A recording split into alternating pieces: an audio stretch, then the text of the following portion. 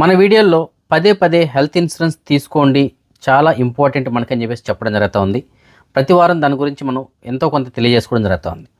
So ఇది ఎందుకు చెప్తున్నాను, ఏమిటి అనే దాని గురించి నేను అప్పుడప్పుడు ఎగ్జాంపుల్స్ కూడా ఇవ్వడం జరుగుతుంది. సో దాని యొక్క ప్రాముఖ్యత ఏమిటి అనడానికి మీకు డిస్ప్లే నేను ఒక ఫోటో అయితే చూపిస్తుంది, ఏ విధంగా మనకు ఉపయోగపడుతుంది అనడానికి. నల్గొండ జిల్లాలో ఒక ఆవిడ అనుకోకుండా ఒక ప్రమాదంతో సికింద్రాబాద్లోని కిమ్స్ హాస్పిటల్లో అడ్మిట్ అయింది. ఆవిడ అడ్మిట్ అయింది వచ్చి మార్చి ఈ నెలలో 12వ తారీఖున అడ్మిట్ అయ్యారు. 23ని డిశ్చార్జ్ అవ్వడం జరిగింది. 11 రోజుల పాటు హాస్పిటల్లో ఉన్నారు. ఆ 11 రోజులకు గాను ఆవిడకి అయినటువంటి సర్జరీకి అయినటువంటి అమౌంట్ ఎంతో తెలిసిన 17,73,449 రూపాయలు, అంటే 17,75,000 అనుకోండి. అంతటి అమౌంట్ను కూడా మొత్తం అమౌంట్ని క్యాష్లెస్ ట్రీట్మెంట్ డైరెక్ట్గా ఇన్సూరెన్స్ కంపెనీ వాళ్ళు హాస్పిటల్కి పే చేయడం జరిగింది. సో ఆ విధంగా మనకి ఏదైనా పెద్ద పెద్ద బిల్స్ పడినప్పుడు హెల్త్ ఇన్సూరెన్స్ అనేటువంటిది మనకు బాగా ఉపయోగపడతాయి. అలాగని చిన్న వాటి గుర్తించమంటే చిన్న చిన్న బిల్స్ 5,000 10,000 రూపాయల బిల్ కాడి నుంచి ఈ విధంగా లక్షల్లో అయ్యేటువంటి బిల్స్ కూడా కంపెనీ వాళ్ళు అయితే భరిస్తారు. కాబట్టి ప్రతి ఒక్కరు కూడా ఒక హెల్త్ ఇన్సూరెన్స్ ఒకటి తీసి పెట్టుకోండి తప్పనిసరిగా. మన ఫ్యామిలీ మొత్తానికి కలిపి ఒక హెల్త్ ఇన్సూరెన్స్ తీసి పెట్టుకుంటే అది ఒక సెక్యూరిటీ. ఏదైనా ఇలాంటి పెద్ద పెద్ద బిల్స్ పడినప్పుడు మన కుటుంబాలు చితికిపోకుండా ఉండడానికి అవకాశాలు ఉంటాయి. ఏదో 50,000 10 లక్ష రూపాయలు 2 లక్షలు అయితే ఏదో విధంగా సమాలించుకోవచ్చు మనం. ఈ విధంగా పెద్ద బిల్స్ పడితే అవి మనకు చెప్పి రావు కదా పెద్ద ప్రాబ్లమ్స్ అనేటివి. కాబట్టి ప్రతి ఒక్కరు కూడా హెల్త్ ఇన్సూరెన్స్ ఏదైనా తీసుకోండి. పూర్తి సమాచారం కోసం మీకు నేను డిస్ప్లేలో నాకు సంబంధించిన వాట్సాప్ నెంబర్ ఇచ్చాను. ఆ నెంబర్కి మీరు కాంటాక్ట్ చేసినట్లయితే ఇంకా మీకు కావాల్సిన సమాచారాన్ని అందిస్తాను.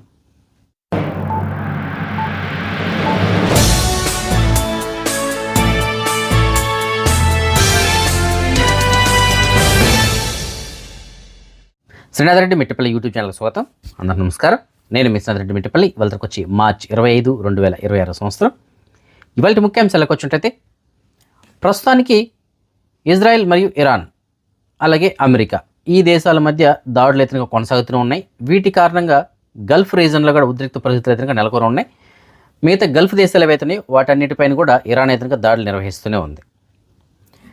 ఇవాళ పాకిస్తాన్ అమెరికా ద్వారా ఇరాన్కి ఒక రాయబారాన్ని అయితే తీసుకొచ్చింది. సో అదేంటంటే అమెరికా కాల్పుల విరమణ కోసం అని చెప్పేసి ఒక 15 కండిషన్స్ తోటి ఇరాన్ కోరింది. అయితే ఇరాన్ దానికి నిరాకరించింది. ఇరాన్ కూడా కొన్ని డిమాండ్లు అయితే పెట్టింది. సో ఆ డిమాండ్లు మీరు కనుక దానికి ఒప్పుకుంటే మేము కాల్పుల విరమణకు ఓకే, లేదంటే మేము ఒప్పుకోము అని చెప్పేసి వాళ్ళు కూడా తెలియజేసినట్లు పాకిస్తాన్ అయితే తెలియజేసింది. సో ఇరాన్ ఏమని చెప్తుందంటే, ఇప్పుడు ఏవైతే నాయకులపైన వీళ్ళు హత్యలు చేస్తున్నారో అవి భవిష్యత్తులో జరగవు అని చెప్పేసి మాకు నమ్మకం కలగాలి. అలాగే మాకు భద్రత అనేది ఉండాలి. అలాగే ఇప్పటి వరకు ఈ యుద్ధం కారణంగా మా ఇరాన్ ఏదైతే ప్రజలను కోల్పోయిందో, అలాగే ఏదైతే ఆస్తి నష్టం జరిగిందో దానికి సంబంధించినటువంటి నష్టపరిహారాన్ని వాళ్ళు చెల్లించాల్సిన అవసరం అయితే ఉందని చెప్పేసి డిమాండ్ చేస్తున్నారు. అలాగే హార్ముజ్ జలసంధి ఏదైతే ఉందో అక్కడ ఈజిప్ట్లో ఉన్నటువంటి మన సూయజ్ కెనాల్ ఏదైతే ఉందో సేమ్ అదేవిధంగా ఇక్కడ కూడా షిప్పులకి టోల్ గేట్ లాగా ఛార్జెస్ అనేది వసూలు చేసుకోవడానికి మాకు అవకాశం ఇవ్వాలి అని చెప్పేసి ఇరాన్ అయితే డిమాండ్ చేస్తుంది. సో ఈ విధంగా కొన్ని డిమాండ్స్ అయితే తీసుకొచ్చింది ఇరాన్. వాటికి కనుక మీరు ఒప్పుకున్నట్లయితే, అలాగే భవిష్యత్తులో మీరు ఎలాంటి దాడులు చేయము అని చెప్పేసి, అలాగే మేము తయారు చేసుకున్నటువంటి మిజైల్స్ కానీ ఆయుధాలు కానీ ఏవైతే ఉంటాయో వాటికి మీరు ఎలాంటి ఆంక్షలు కానీ పెట్టకూడదు అనమాట. సో అలాంటి డిమాండ్స్ తీసుకోవడం జరిగింది. వాటికి కనుక మీరు ఓకే అంటే మేము కాల్పుల విరమణకు ఓకే అని చెప్పేసి ఇరాన్ అయితే రిప్లై ఇచ్చిందంట. సో దీన్ని బట్టి చూస్తుంటే ఏ ఒక్కటి కూడా ఇద్దరికి పొంతన లేకుండా ఉన్నాయి డిమాండ్స్. వాళ్ళ డిమాండ్స్కి వీళ్ళు ఒప్పుకోలేదు, వీళ్ళ డిమాండ్స్కి వాళ్ళు ఒప్పుకోలేదు. సో నిపుణులు తెలియజేస్తుంది ఏంటంటే, వీళ్ళు ఏ విధంగా ఉంటే కనుక దీనికి అప్పుడే తెరపడేటువంటి అవకాశం అయితే లేదు, ఇది మరికొంతకాలం అయితే కొనసాగడానికి అవకాశాలు ఉండొచ్చు అని చెప్పేసి కొంతమంది నిపుణులు అయితే తెలియజేస్తున్నారు. కానీ అన్ని దేశాలు కూడా ఇది ఆగిపోవాలని చెప్పేసి కోరుకుంటున్నాయి. కానీ వీళ్ళు ఈ విధంగా ఉంటే ఆగుతాయా ఇప్పుడే అనేదానికి ప్రశ్నార్థకంగానే ఉంది ఆన్సర్ అయితే కనుక. నిపుణులే మాత్రం ఇంకా కొనసాగడానికి అవకాశాలు అయితే ఉండొచ్చు అని చెప్పేసి కరాఖండిగా తెలియజేస్తున్నారు. మరి చూడాలి, ఎందుకంటే ఏ రోజు ఎలా ఉంటుందో మనం చెప్పలేం. సో మొన్న చూడండి 5 రోజులు అవుతాయి అన్నారు, కానీ అదే రోజు నైట్ ఇంకా ఎక్కువైంది. ఇవాళ కూడా అలాగే దాడులు అయితే కొనసాగించారు. సో ఈ విధంగా ఉండొచ్చు, లేదంటే సడన్గా రాత్రి కూడా ఆగిపోవచ్చు, చెప్పలేం.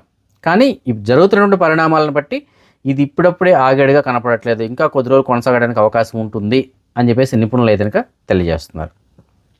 ఇక ఇరాన్లోని కొన్ని స్థావరాలపైన ఇజ్రాయెల్ దాడులు అయితే కొనసాగించింది. దానికి ప్రతిదాడిగా ఇరాన్ మళ్ళీ గల్ఫ్ దేశాలపైన విరుచుకుపడింది. గల్ఫ్ దేశాల్లో మనం కువైట్ విషయానికి వచ్చినట్లయితే, కువైట్కి సంబంధించినటువంటి మినిస్టర్ ఆఫ్ డిఫెన్స్ వాళ్ళు తెలియజేస్తున్న సమాచారం మేరకు గడిచిన 24 గంటల్లో ఇరాన్ కువైట్ పైకి 20 బాలిస్టిక్ మిజైల్స్ని అలాగే 9 డ్రోన్లను పంపించింది. ఈ 20 బాలిస్టిక్ మిజైల్స్లో 11 మిజైల్స్ని కువైట్కి సంబంధించిన డిఫెన్స్ వాళ్ళు ఎదుర్కోవడం జరిగింది. అంటే వాటిని గాల్లోనే పేల్చివేశారు. ఒక 7 మాత్రం ప్రమాదం లేనటువంటి ప్లేస్లో వెళ్ళి కూలిపోయాయని చెప్పేసి తెలియజేస్తున్నారు. ఇక 9 డ్రోన్లు అయితే వీళ్ళు గుర్తించడం జరిగింది. ఆ 9 డ్రోన్లలో 6 డ్రోన్లు అయితే కూల్చివేశారు, అంటే వాటిని ఎదుర్కోవడం జరిగింది.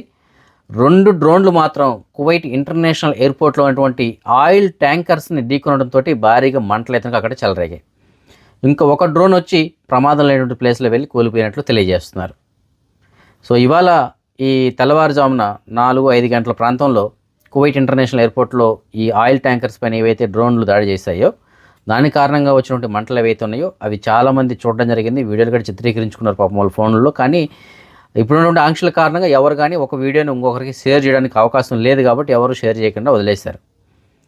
కానీ మనం ఫర్వానియా ప్రాంతంలో కనుక చూసుకున్నట్లయితే ఈరోజు ఎయిర్పోర్ట్ చుట్టుపక్కల ప్రాంతాల్లో దట్టమైనటువంటి నల్లటి పొగ కనుక కమ్ముకుపోయింది. కారణం ఏంటంటే ఆ ఎయిర్పోర్ట్లో వచ్చినటువంటి మంటలు ఏవైతున్నాయి వాటి కారణంగా ఎగిసినటువంటి పొగది, ఆ మంటల కారణంగా వచ్చినటువంటి పొగది. సో ఫైర్ ఇంజిన్ వాళ్ళు అయితే వాటిని అదుపు చేయడానికి చాలా అయితే కష్టపడ్డారు.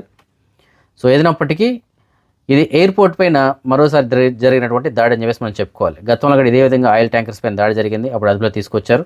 ఇప్పుడు మళ్ళీ సేమ్ అదే, కాకపోతే అంతకు మించి దాడి జరిగింది ఈసారి. అంతకుముందు ఇంకోసారి ఏం జరిగింది, కువైట్ రాడార్ వ్యవస్థనే దెబ్బతీసింది. అంటే ఎయిర్పోర్ట్లో ఉన్నటువంటి రాడార్ సిగ్నల్ వ్యవస్థ ఏదైతే ఉంటుందో దాన్ని ఢీకొనడం జరిగింది. మొత్తం మీద ఇప్పుడు 3 సార్లు అయితే దాడి జరిగింది. అది అంతకుముందుగా దాడి జరిగింది. అదేంటి, డైరెక్ట్గా డ్రోన్ వెళ్ళి ఎయిర్పోర్ట్ని హిట్ చేయడం జరిగింది. అంటే దాంతో 4 సార్లు లెక్క అప్పటికి మనకి. సో ఈ విధంగా దాడులు అయితే ఎయిర్పోర్ట్ని లక్ష్యంగా చేసుకుని కూడా జరుగుతూ ఉన్నాయి. సో ఈ విధంగా ఎయిర్పోర్ట్ పైన దాడులు జరుగుతూ ఉంటే మరి విమానాలను నడపడానికి ఎలా అంటే ప్రస్తుతానికైతే మనకి మార్గం కనపడట్లేదు. ఎవరైనా ఎమర్జెన్సీ ఉంటే మాత్రం సౌదీ అరేబియా మీద వెళ్ళడమే ఉత్తమం ప్రస్తుతానికైతే కనుక.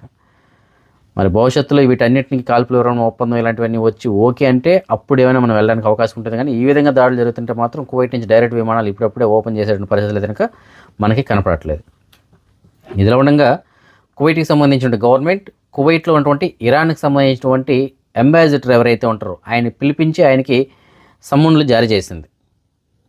ఎందుకు అనేసి అంటే ఇప్పుడు జరుగుతున్న దాడులు ఏవైతే ఉన్నాయో వరుసగా కువైట్ పైన దాడులు అయితే నిర్వహిస్తుంది. ఆ కారణం చేత ఆయన్ని ఇప్పుడు 3వసారి పిలిపించి ఆయనకి సమ్మన్లు అయితే జారీ చేస్తారు. అంటే వార్నింగ్ అయితే ఇవ్వడం జరిగింది.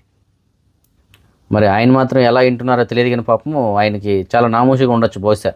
ఎందుకంటే ఒకరు మనల్ని పిలిచి మనకు వార్నింగ్ ఇస్తుంటే మనం ఏమీ చేయలేని పరిస్థితి, ఆ విధంగా ఉంటుంది ఆయన పరిస్థితి పాపం. సో ఏదైనప్పటికీ గవర్నమెంట్ ఆయన మర్యాదపూర్వకంగా పిలిచి బాబు మీ దేశం ఇలా చేస్తుంది, ఇది మంచిది కాదు అని చెప్పేసి వార్నింగ్ అయితే ఇచ్చింది.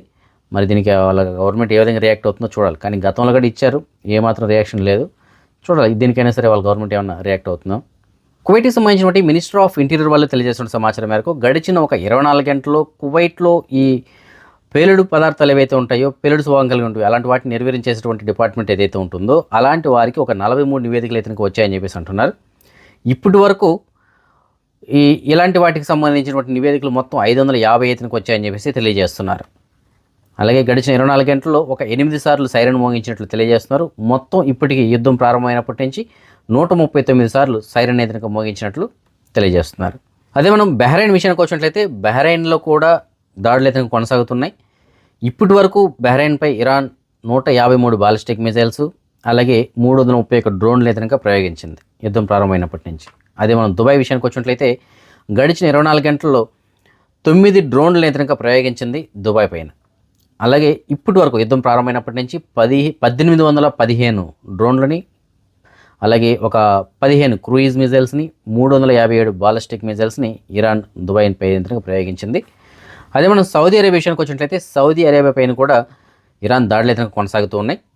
సౌదీ అరేబియాలోని ఈస్ట్ ప్రావిన్స్లో 2 ఇండ్లపైన ఈ క్షిపణి ఏవైతే ఉంటాయో మన మిజైల్స్ ఉన్నాయి కదా వాటి యొక్క శకలాలు ఒక 2 బిల్డింగ్స్ పైన పడడంతో అందులో ఒక బిల్డింగ్ అయితే కన్స్ట్రక్షన్లో ఉంది, ఎలాంటి ప్రాబ్లం లేదు. ఇంకొక బిల్డింగ్ పైన పడింది, కానీ అక్కడ ఎలాంటి ప్రాణ నష్టం అయితే జరగలేదు. మొత్తం మీద ఈ 2 వాటిల్లో కూడా ప్రాణ నష్టం అయితే లేదు, కానీ ఆస్తి నష్టం మాత్రం జరిగినట్లు తెలియజేస్తున్నారు. అలాగే సౌదీ అరేబియా ఇంకొక నిర్ణయం కూడా తీసుకోవడం జరిగింది. ప్రస్తుతానికి ఉన్నటువంటి ఈ ప్రాంతీయ ఉద్రిక్త పరిస్థితులను దృష్టిలో పెట్టుకొని ఈ విజిట్ వీసాలు ఏవైతే ఉంటాయో, సౌదీ అరేబియాకి విజిట్ వీసా పైన ఎవరైతే వచ్చి ఉంటారో అలాంటి వీసాలకి గడువు పెంచుకోవడానికి అయితే అవకాశం ఇచ్చింది. జనరల్గా విజిట్ వీసాలకి గడువు పెంచడానికి ఉండదు, కానీ పెంచుకోవడానికి అయితే అవకాశం ఇచ్చింది. ఏప్రిల్ 18 వరకు పెంచుకోవచ్చు. అయితే దానికి సంబంధించిన ఛార్జెస్ ఏవైతే ఉంటాయో అవి మాత్రం పే చేయాల్సి ఉంటుందని చెప్పేసి తెలియజేస్తున్నారు.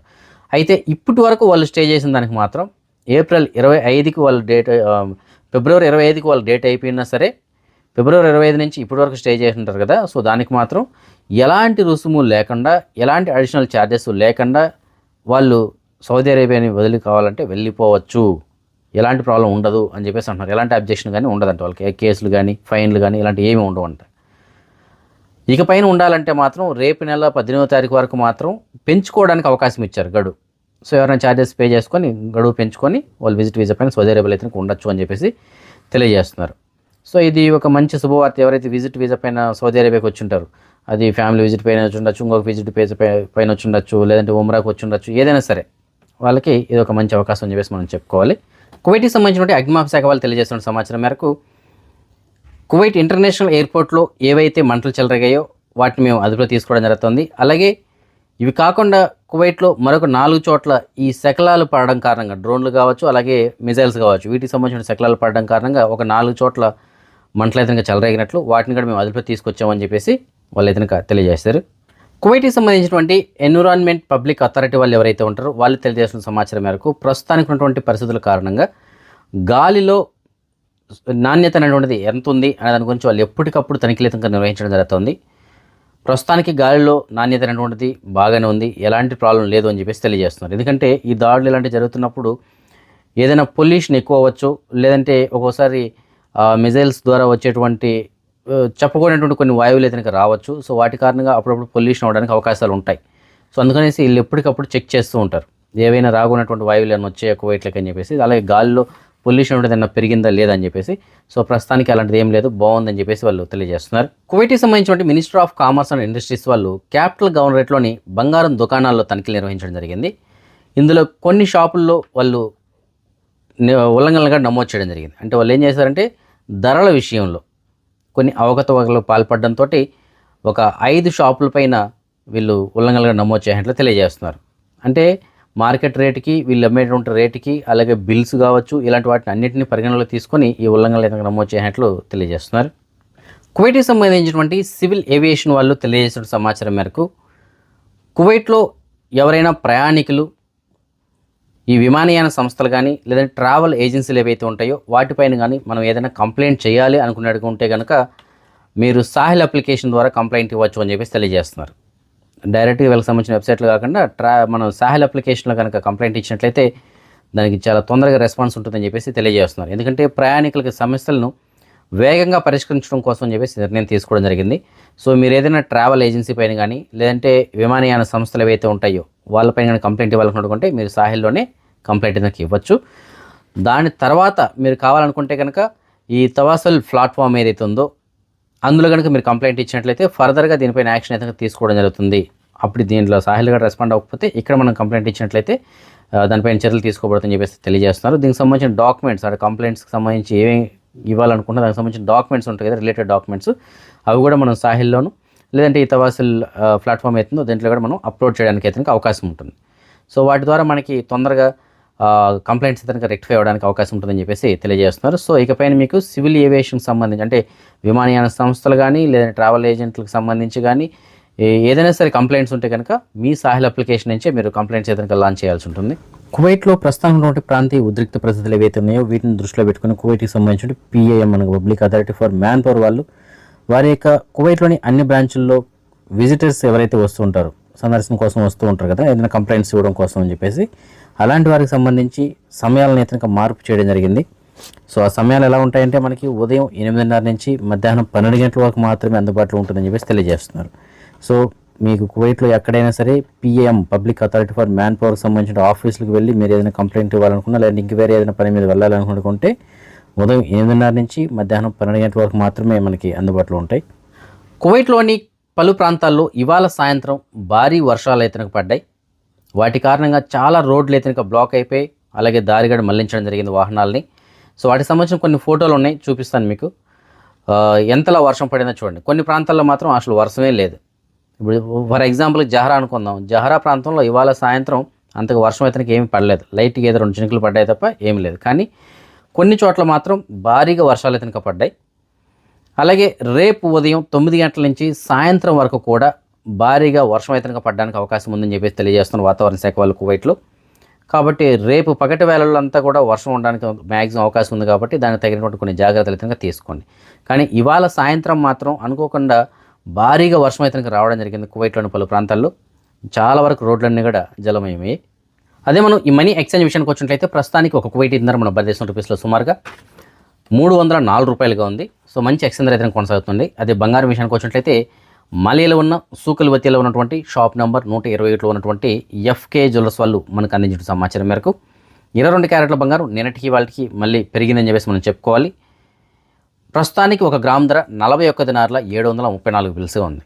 అంటే నిన్నటికి వాళ్ళకి 1 గ్రామ్ పైన 1.5 దినార్ వరకు అయితే పెరిగింది అని చెప్పేసి మనం చెప్పుకోవాలి. అదే 24 క్యారెట్ల బంగారం మనకు బిస్కెట్ రూపంలో బంగారం విషయానికి మనం వచ్చేట్లయితే ప్రస్తుతానికి 1 గ్రామ్ ధర 45 దినార్ల 500 బిల్స్గా ఉంది. సో బంగారం ధర అయితే తగ్గినట్టు తగ్గి మళ్ళీ స్వల్పంగా పెరుగుతూ వస్తుంది. సో నిన్నటికి వాళ్ళకి మాత్రం భారీగానే పెరిగింది. 1.5 దినార్ అయితే పెరిగింది. సో ఈ ఫ్రెండ్స్ ప్రస్తుతం అప్డేట్స్. రేపు రాత్రి 9 గంటలకు వచ్చిన వీడియోలో మళ్ళీ కలుసుకుందాం. అంతవరకు సెలవు. జై హింద్.